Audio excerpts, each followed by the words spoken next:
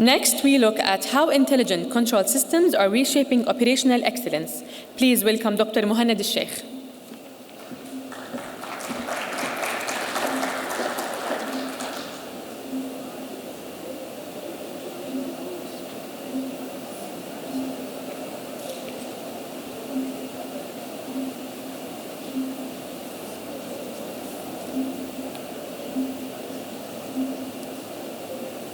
Good morning, everyone. I woke up today full of joy because I thought speaking about stadiums bring good memories. And those memories had to do with the World Cup in Qatar. I had the pleasure of actually attending the grand opening of the World Cup in Qatar. I also had the pleasure of attending Saudi winning their first match in Qatar, and I also had the pleasure of attending the final game in Qatar. And many of the colleagues that spoke today spoke about the Lusail stadiums. I cannot agree more of how magnificent the entire experience I personally had as a spectators actually living in that time in Doha. Today, it gives me great pleasure to be here. Also, it's a pleasure to see many partners. And as my colleagues were just presenting, I could see how our products and our services and our solutions do actually make a difference. Before I start talking about stadiums, let me just give you a brief introduction about who we are as a company.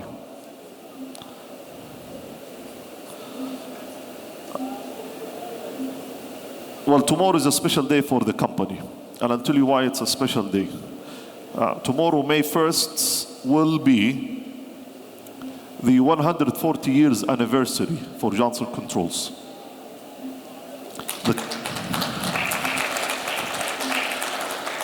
Thank you. Johnson Controls got established based on its main value: innovation, research and development, manufacturing. In Saudi, those same ideas and principles were replicated.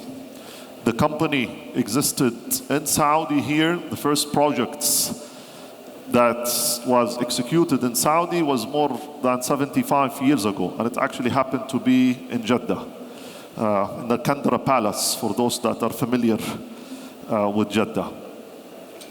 But we established Johnson Controls Arabia here about 40 years ago.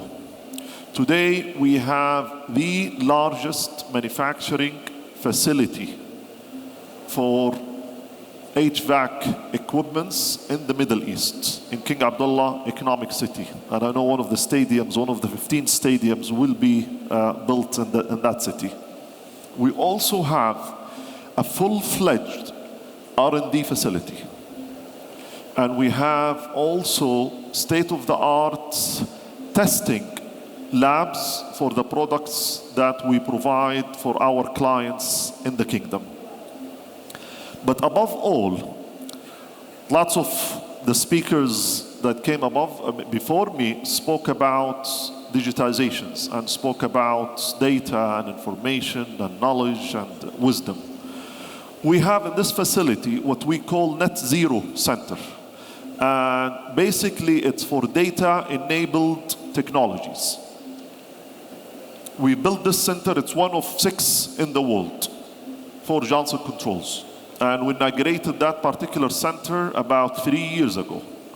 And what we show off in that center is not only, the manufacturing facility shows the hardware. The Net Zero Center talks a lot about the software and how do you integrate the hardware and the software for better optimizations of the system. And when we talk about better optimizations, we're not talking only about efficiency. We're talking about user's experience. We talk about indoor air quality that might also be sometimes very critical. We talk about safety, And we talk about, yes, cost and the margin and how users and facility manager would like to optimize and monetize the investments they make in some of these stadiums and arena. We proud ourselves as a company that we have the largest aftermarket operations in the Middle East. Actually, in fact, for Johnson Controls globally, Saudi got the second largest aftermarket operations. And what I mean by that, I'm talking about certified engineers and technicians that are able to serve our installed base. In the HVAC industry, I mean Saudi, because of the ambient temperature and the entire region, we've installed more than 2.5 million tons of coolings. And that makes us the largest in the Middle East. And also that meant that you had to have the teams that are certified to be able, and when I say certified, Saudi is quite, adamant when it comes to certifications. I mean, you have the Council of Engineers that actually were technicians and engineers, they got to go through testing. And it turned out to be actually is a differentiator for us as a company here. So we not only have the products, we have the products, but we also have the team that can maintain and serve, especially when it comes to critical applications, hospitals, stadiums, and etc. We are also an ESCO certified companies. So when we actually provide our products and services, what we have in mind is energy savings. We know that the entire world now has global targets of reaching net zero. And we say that net zero will not be achieved unless there is an integration between the hardware and the software. And we are an ESCO certified company where we provide those services for existing building and for new buildings.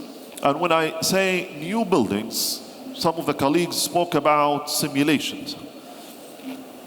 I'll be talking more about how do we actually do that. Also, Johnson Controls is a company not only specialized in HVAC equipments, but we are specialized generally in building technologies. So HVAC is just one of the line of the products that we provide. We provide things to do with fire suppressions, fire detections. We're also one of the largest when it comes to industrial refrigeration systems. Talking about sub-zero, 40 and 50 degrees minus. We are also providing security systems.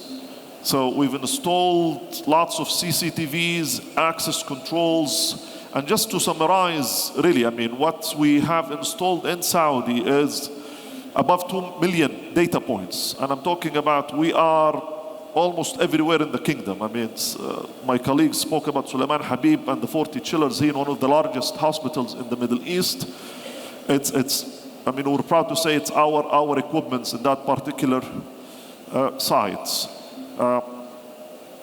We are in Saudi, almost 3,000 people serving our customers. And when I talk about customers, I'm talking about with different level of complexities.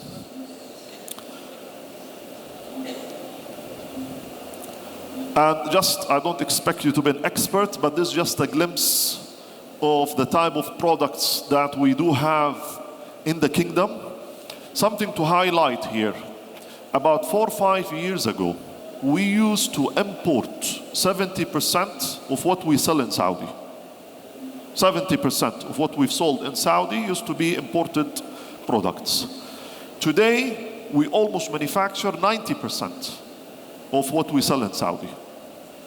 And I know that there is government mandates now on local contents, and contractors and consultants and end users are trying to find ways, of course, to meet those requirements. Luckily, when it comes to local contents, we are one of the leading in our field, and proud to be serving many clients and helping them actually to achieve their local content targets through the products offerings we have.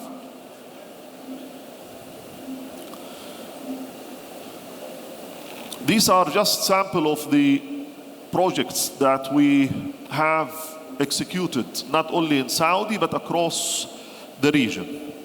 And I say we've served hospitals, we've served stadiums, we've served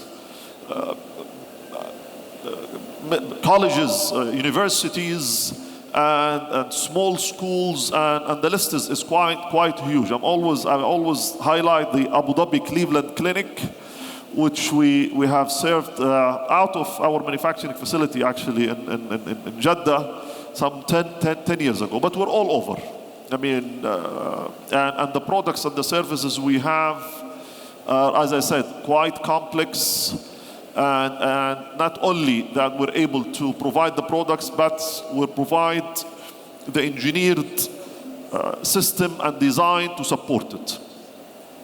The company, when we started the manufacturing facility, it was mostly for highly customized products. And when we talk about stadiums, we're not talking about plug-and-play solution, we talk about engineered systems. And that's why when I talked about having our R&D facility, having our testing labs, it allows us to serve customers east, west, north, or south, because Saudi weather condition is not the same, different ambient temperature is not the same, but we do have the technical expertise on land to serve contractors and consultants and end user. And it's a true differentiator truly for us as a company. Now, our own interactions with the World Cup really started with the Qatar stadiums. And I'm glad I met today our clients from a company owned by the Qatari government, and he's here with us. And he's the Chief Technology Officer. And why is that important? I was actually talking to him. I'm like, how was the experience of Johnson Controls in serving you during the World Cup? And I was happy to hear some very positive feedback about the overall experience we made together there. And basically what we're able to achieve is to create digital twins, central command centers to manage the 8 stadiums through technology, through the digitization, different user experiences and use cases. And the aim here is to cooperate together, not only to deliver on the same type of solutions that get delivered in Qatar, but to also improve on them. 10 years down the road, 10 years from now, what we expect to deliver a better, really, solutions for Saudi. And we know when it comes to stadium, the last 30, 40 years, so what we are involved with now with different stakeholders is how to upgrade and how to improve on whatever got executed, beautifully got executed in Qatar. I want to talk about a system that we have in the company, and this is what actually we implemented in Qatar. I talked about data, information, knowledge, and wisdom. And basically, the Open Blue platform we have is, we talk about wisdom. What we're talking about, how do you take knowledge and put it in an executable way and make sense out of it? What we know, and from experience, stadiums, they generate millions and millions of data. And the challenge usually becomes, what do you do with those data? Can they optimize? And the clear answer is really you cannot. The electromechanical systems in buildings, like in stadiums, they are in the hundreds of thousands, generating data to the end users to make sense out of. And what the Open Blue system platform allows users to do is to make sense out of those data. And through artificial intelligence, through certain programming and integration languages that we've built in the system allow machines to predict, allows machine to take actions independent of human interventions. And that's what I talked about the data-enabled centers that we have, is we try to demonstrate of how those decisions are made by machines without human interventions. Here in the city of Riyadh, on one of the projects, actually, we have one of the colleges, we have installed about 300 to 400,000 data points. And because we're an ESCO certified company, we got the contract to optimize for efficiency. And basically, in our interaction with the clients, we will usually, you need 1 or 2 years to reach the optimum level, the optimum point for the system to be used with the right level of efficiency.